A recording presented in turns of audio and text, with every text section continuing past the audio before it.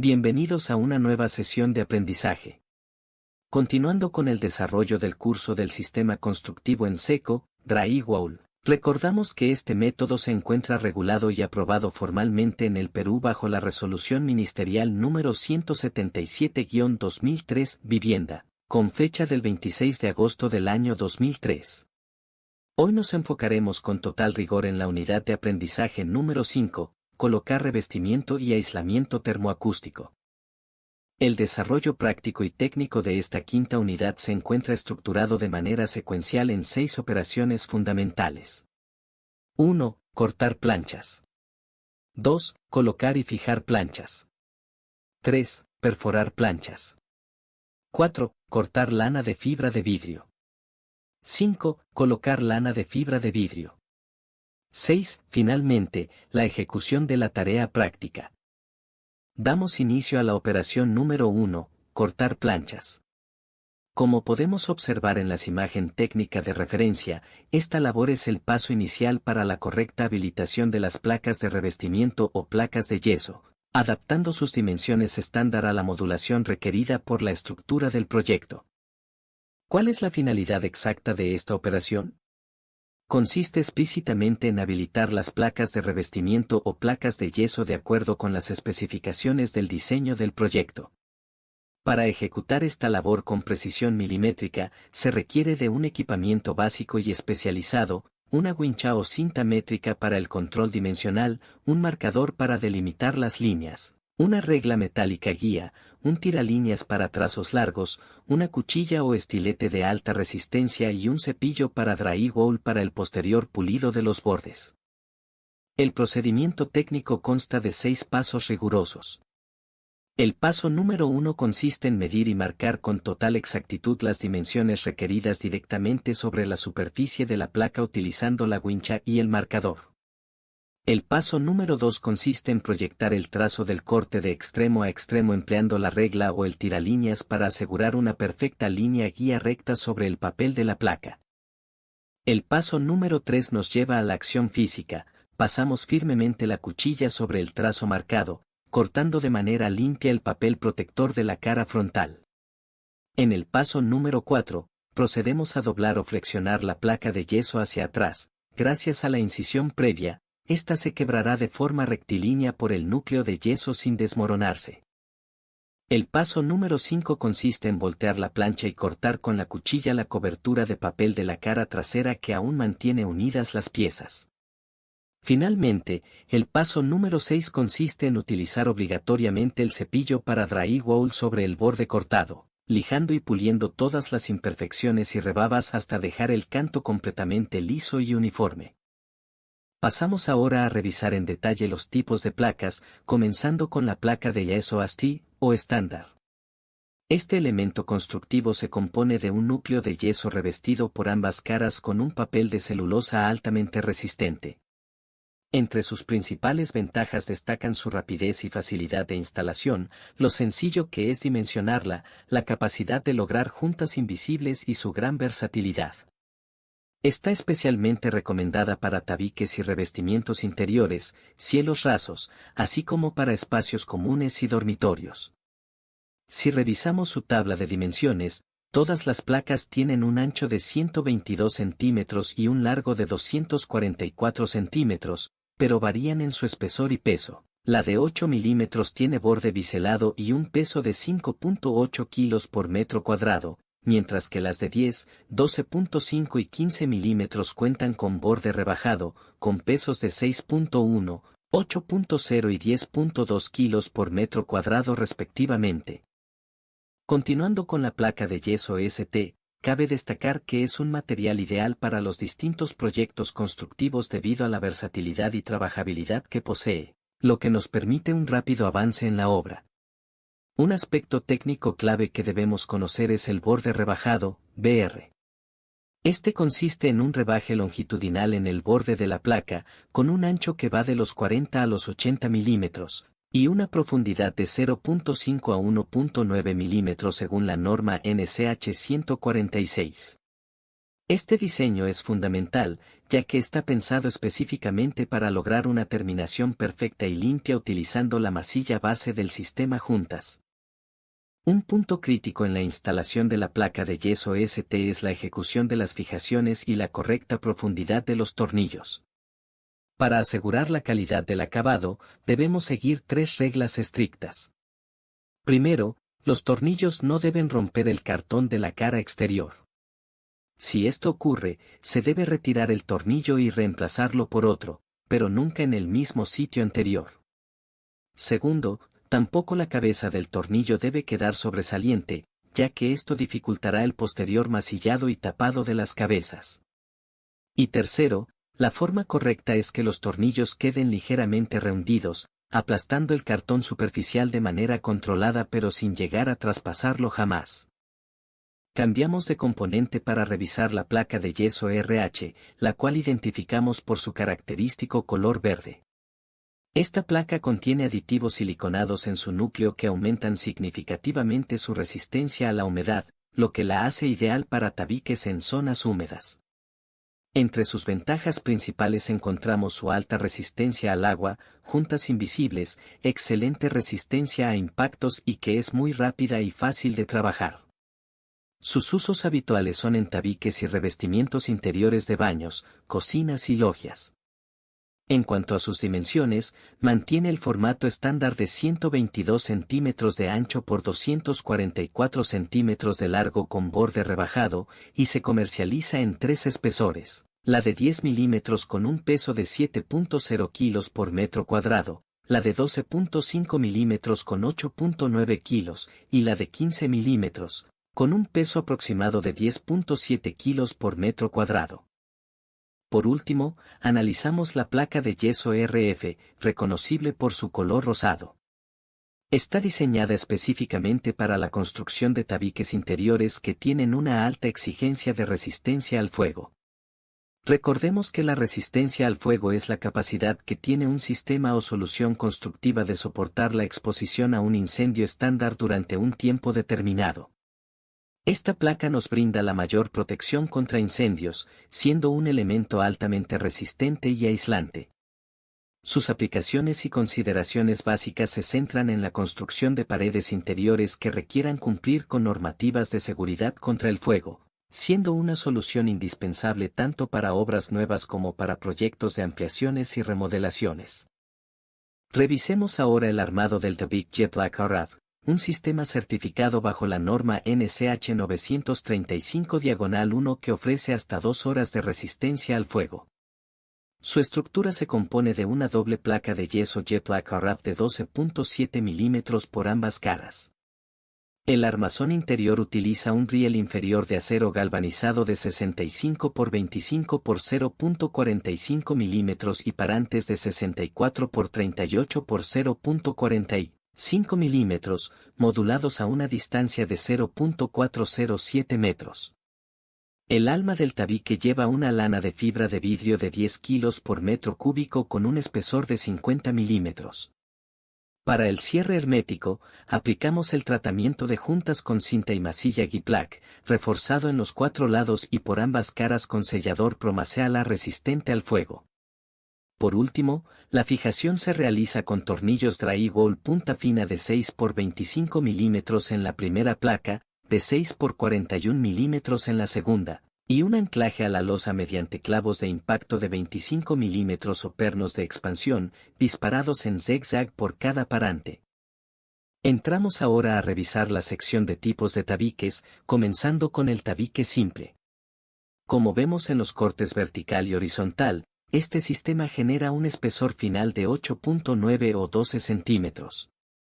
Está formado por un bastidor metálico con rieles de 65 o 90 milímetros y parantes de 64 u 89 milímetros, los cuales van separados a una distancia máxima de 61 centímetros. A esta estructura se le atornilla una sola placa de yeso o fibrocemento por cada cara. Para el armado de la estructura metálica se utilizan tornillos Baffer, mientras que para fijar las placas al parante empleamos tornillos de 1 y 1/4 pulgadas. El siguiente sistema es el tabique doble. A diferencia del anterior, este modelo cuenta con un espesor final más robusto, que va de los 11.5 a los 14.4 centímetros. Su estructura base mantiene el bastidor metálico de rieles de 65 o 90 milímetros y parantes de 64 u 89 milímetros, pero su modulación se ajusta a separaciones de 40.7 centímetros o 61 centímetros. Sobre este bastidor se colocan dos capas de placas de yeso o fibrocemento por cara. Un detalle constructivo clave es que las placas se instalan inicialmente en posición vertical y, posteriormente, la segunda capa en posición horizontal. Continuando con el tabique doble, su diseño tridimensional nos muestra cómo se traslapan las placas para romper la continuidad de las juntas. Este sistema se emplea principalmente como divisorio de unidades funcionales. Es la solución ideal cuando el proyecto requiere una mayor aislación acústica, una resistencia mecánica superior, o en medios exigidos de salida que demanden un alto aislamiento ignífugo. Para la instalación de la segunda capa de placas, debido al mayor espesor que se debe atravesar, se utilizan tornillos de 1 y 5/8 pulgadas para asegurar un correcto anclaje al parante. Finalmente, revisamos el medio tabique. Al observar sus cortes técnicos, notarás que este sistema tiene un espesor final de apenas 7.67 o 10.10 centímetros. Su configuración consta de un bastidor metálico con rieles de 65 o 90 milímetros y parantes de 64 u 89 milímetros, separados a un máximo de 40.7 o 61 centímetros, pero con la particularidad de estar emplacada en una sola cara. Se emplea comúnmente para cerrar ductos de instalaciones y para revestimientos donde se necesite aislamiento térmico o acústico. Para su montaje se utilizan tornillos buffer en la estructura y tornillos de 1 y 1/4 pulgadas para la cara revestida. Pasamos ahora a la operación número 2, colocar y fijar planchas. En esta sección nos enfocaremos detalladamente en la operación de colocar y fijar planchas, una etapa crucial para garantizar la estabilidad y el acabado estético de cualquier estructura. ¿Cuál es la finalidad de este procedimiento? Consiste fundamentalmente en presentar las placas de revestimiento sobre la estructura y asegurarlas firmemente mediante tornillos a los perfiles metálicos. Este paso debe ejecutarse siempre con precisión, teniendo en cuenta rigurosamente las especificaciones de diseño y requerimientos técnicos del proyecto. Como observamos en esta toma en obra, la correcta colocación de las placas nos permite ir consolidando las superficies verticales e interiores del proyecto. Recuerden que fijar las placas de revestimiento de forma adecuada a los perfiles metálicos garantiza que no existan deformaciones futuras, respetando siempre los planos y especificaciones del proyecto. Para cumplir con esta finalidad de forma eficiente, es indispensable contar con las herramientas adecuadas. Necesitaremos una wincha para las mediciones, un marcador o lápiz, y un tiralíneas para trazar los ejes de fijación. Para el anclaje utilizaremos un atornillador eléctrico configurado correctamente y tornillos de 1 y 1/4 pulgadas, que son los indicados para asegurar las placas a los perfiles. Al momento de la instalación, debemos seguir dos consideraciones críticas. 1. Detalle en paredes. Para muros de drywall, se recomienda que las juntas verticales de ambos costados no coincidan jamás sobre el mismo parante, evitando debilitar el sistema. 2. Encuentro de paredes con losa. En la base, se debe dejar obligatoriamente una separación de 10 milímetros con respecto al piso. Esto evita la absorción de agua por capilaridad en caso de que el piso llegue a inundarse o humedecerse. Nuestra tercera consideración es la distribución de las placas. Estas se colocan generalmente en sentido horizontal, trabándolas entre sí, cuidando de nunca ubicar un borde de canto rebajado junto a uno de canto vivo. Al fijar dos placas sobre el mismo parante, sus extremos verticales deben coincidir exactamente con los ejes de los perfiles, manteniendo una separación de fijación de 0.25 a 0.30 metros. Además, evite hacer coincidir el corte de las placas con los dinteles de los vanos. En esas zonas, las placas deben cortarse siempre en forma de L o de C. Veamos un ejemplo de fijación correcta en juntas invisibles bajo la denominada traba opción A. En este esquema para alturas de vanos de puerta y muros de hasta 3000 milímetros, se aprecia cómo las placas de 2440 milímetros se distribuyen rodeando el vano. Noten los cortes en L y en C, alrededor de la puerta y la ventana. Este diseño impide que las uniones de las placas absorban las vibraciones o movimientos de las aberturas, evitando futuras fisuras. Aquí apreciamos la traba opción B, otra alternativa de fijación correcta completamente aprobada. Al igual que en la opción anterior, las juntas horizontales y verticales se alternan estratégicamente y se mantienen los cortes en L y en C en las esquinas de los vanos. Esto nos demuestra que, independientemente de la modulación que elijamos para las placas, la prioridad es que ninguna unión lineal coincida con los vértices de puertas o ventanas. En este gráfico observamos una solución con las placas dispuestas horizontalmente de forma óptima. Al modular de manera escalonada, los cortes en C y en L abrazan perfectamente las zonas de vanos. Esta disposición rompe la continuidad de las uniones y distribuye de manera uniforme los esfuerzos mecánicos de la estructura, garantizando un comportamiento impecable del acabado de junta invisible. Para cerrar la tercera consideración, analicemos lo que no se debe hacer. Este esquema muestra errores graves. Primero, permitir la coincidencia de juntas entre placas con los bordes de puertas y ventanas, lo que provocará rajaduras seguras por vibración. Segundo, generar un encuentro de 4 puntas o juntas en cruz, y tercero, colocar las placas en hiladas continuas sin trabar.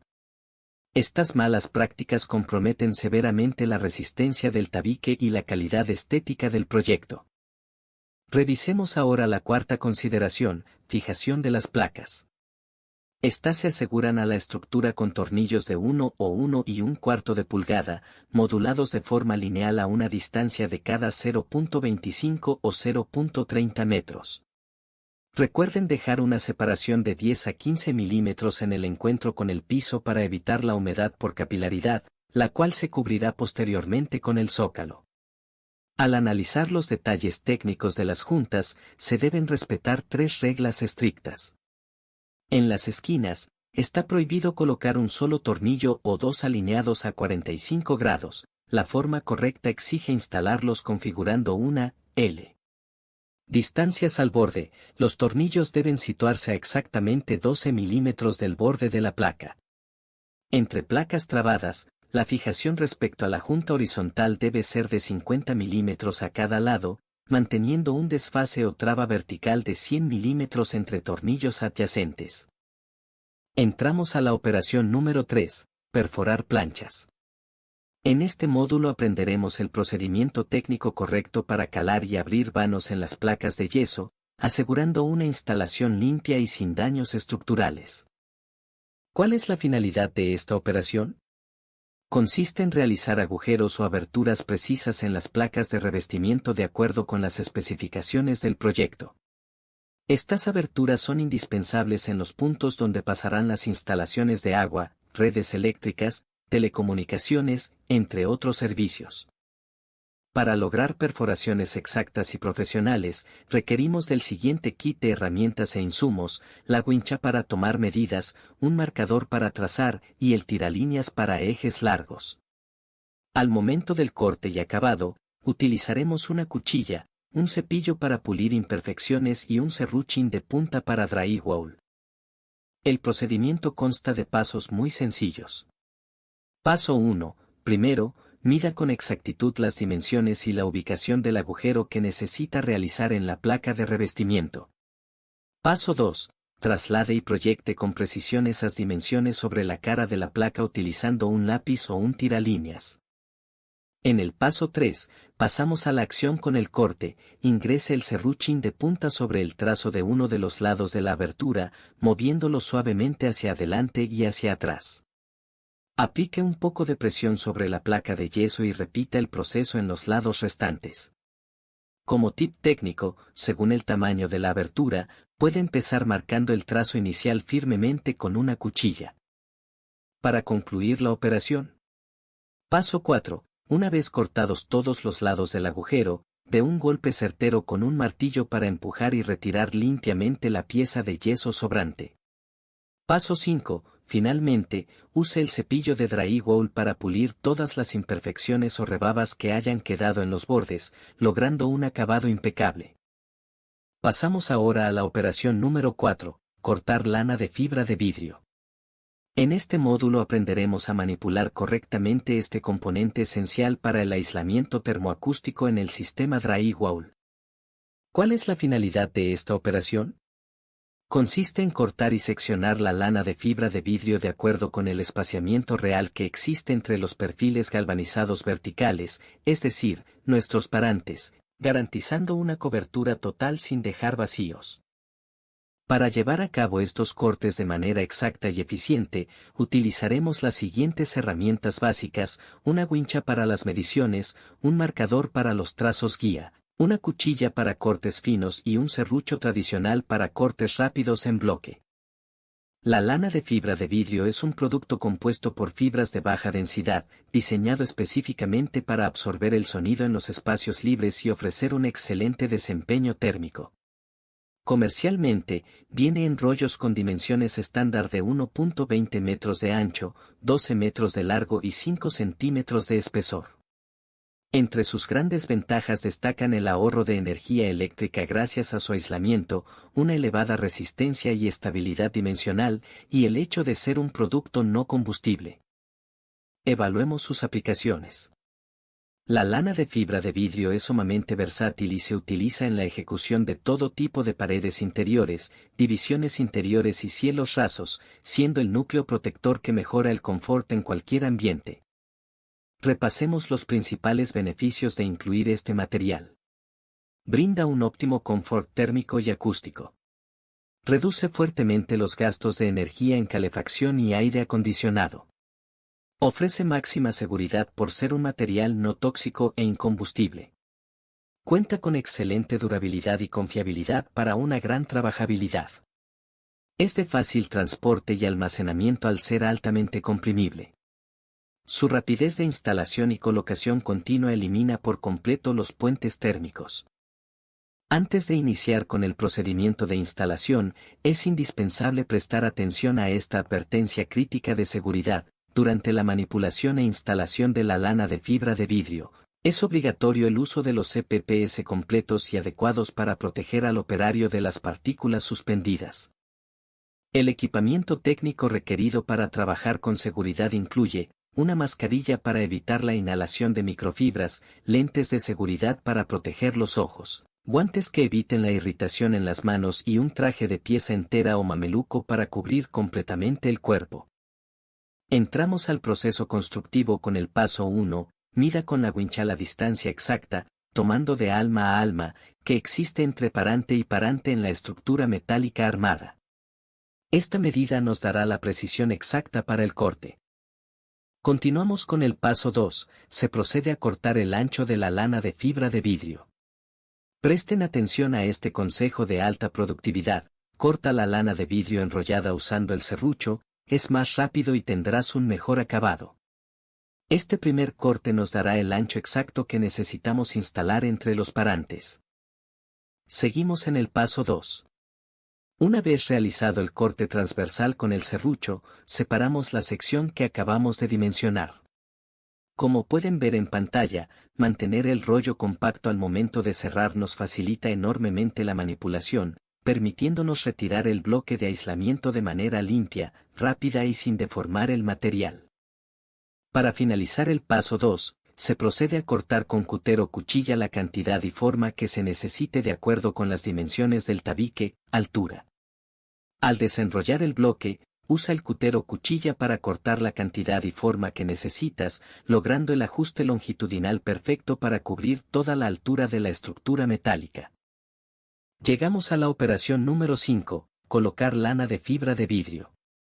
Una vez cortado el material, veremos cómo instalarlo correctamente dentro del bastidor metálico para consolidar el sistema termoacústico. ¿Cuál es la finalidad de esta operación? Consiste en colocar los cortes de lana de fibra de vidrio dentro del tabique, específicamente en el espacio vacío ubicado entre placa y placa, rellenando la cámara interna antes del cerrado final de la estructura.